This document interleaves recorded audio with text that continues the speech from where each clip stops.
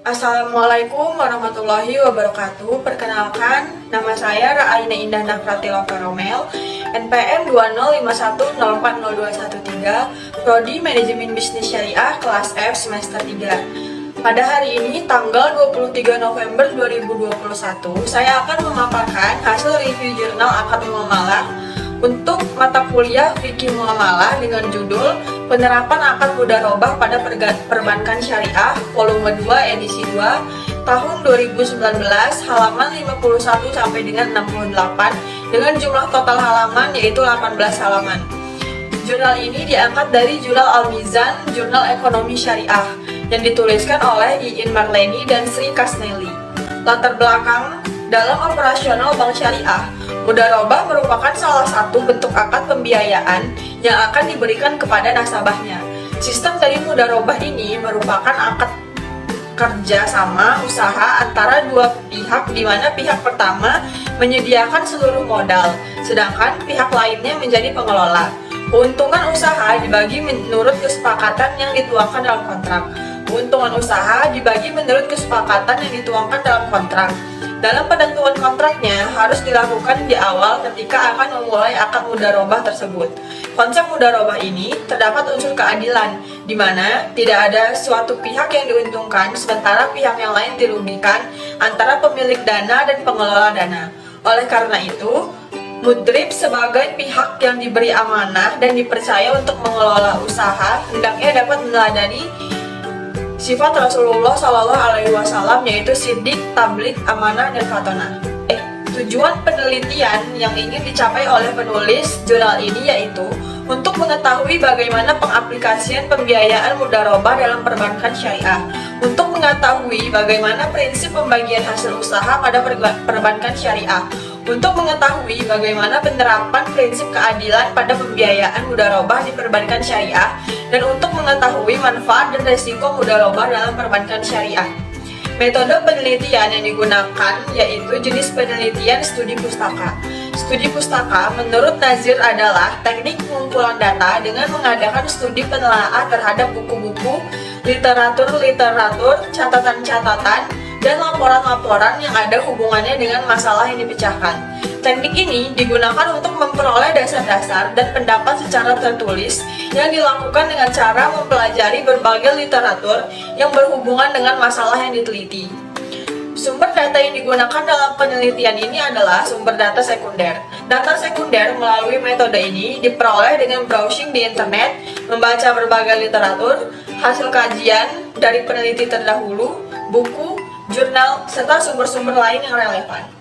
Bagian pembahasan yang pertama yaitu aplikasi mudharabah dalam perbankan syariah. Dalam bagian ini dijelaskan, kontrak mudharabah digunakan dalam perbankan syariah untuk tujuan dagang jangka pendek dan untuk suatu kongsi khusus. Kontrak mudharabah biasanya diterapkan pada produk-produk pembiayaan dan pendanaan.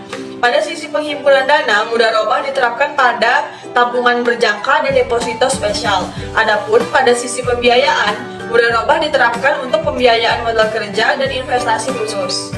Pada bagian kedua, prinsip pembagian hasil usaha dijelaskan bahwa pembagian hasil usaha mudharabah dapat dilakukan berdasarkan pengakuan penghasilan usaha mudharabah.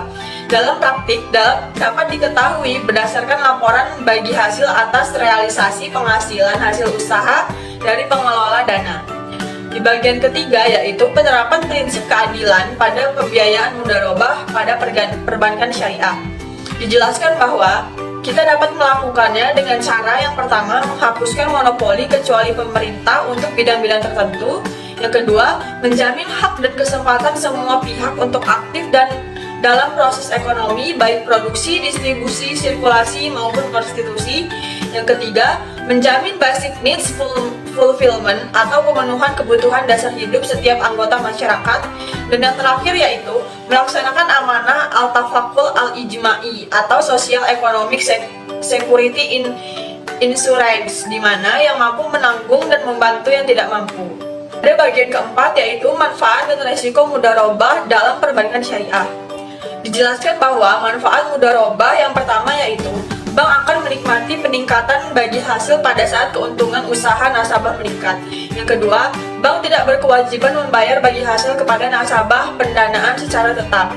Yang ketiga, pengembalian pokok pembiayaan disesuaikan dengan arus kas usaha nasabah sehingga tidak memberatkan nasabah.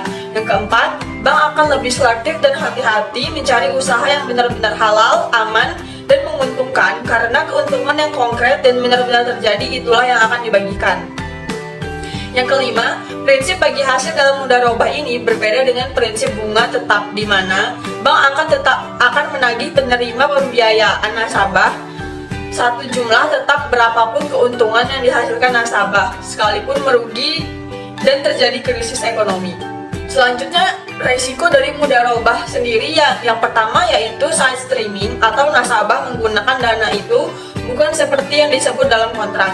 Yang kedua, lalai dan kesalahan yang disengaja. Yang ketiga, penyembunyian keuntungan oleh nasabah bila nasabahnya tidak jujur. Hasil dari penelitian menunjukkan bahwa mudharabah merupakan salah satu tonggak ekonomi syariah yang mewakili prinsip Islam untuk mewujudkan keadilan masyarakat melalui sistem bagi hasil. Mudharabah biasanya diterapkan pada produk-produk pembiayaan dan pendanaan. Pembagian hasil usaha mudharabah dapat dilakukan berdasarkan pengakuan penghasilan usaha mudharabah. Kelebihan dari jurnal ini berdasarkan artikel terdapat nama penulis, nama jurnal, volume, tahun, dan nomor jurnal itu sendiri. Dari segi judul, telah sesuai dengan ketentuan, yaitu tidak melebihi 15 kata dan menggunakan kata yang mudah dipahami. Dari segi abstrak, terdapat tujuan, metode penelitian, hasil penelitian, struktur yang telah urut, yaitu abstrak, pendahuluan, metode, hasil, dan pembahasan, simpulan, dan saran, sehingga memudahkan dalam memahami isi jurnal sendiri. Kekurangan dari jurnal ini yaitu tidak terdapat subkajian teori yang dapat memperkuat hasil penelitian dan daftar pustaka masih banyak yang lebih dari 3 tahun terakhir. Mungkin itu saja dari saya, lebih kurangnya saya mohon maaf. Saya akhiri, wassalamualaikum warahmatullahi wabarakatuh.